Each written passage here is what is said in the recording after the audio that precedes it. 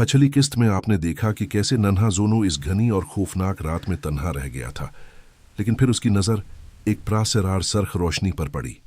अब आगे बारिश की तप करती बूंदों के दरमियान जोनो की नजरें इस सरख चमक पर जमी हुई थी।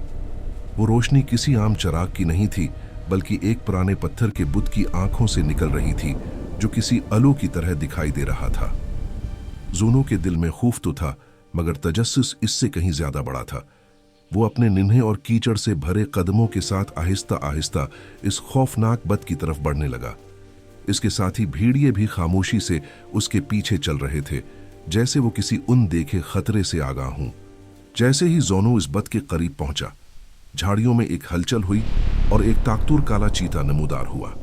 वो चीता जोनो के सामने आकर ऐसे बैठ गया जैसे वो बरसों से उसका मुहाफिज हो।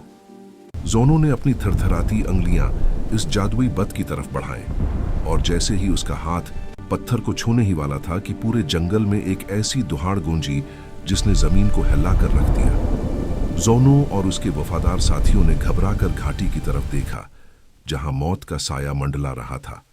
जंगल का ये राज अब और भी गहरा हो चुका था। अगली किस्त के लिए चैनल सब्सक्राइब करें।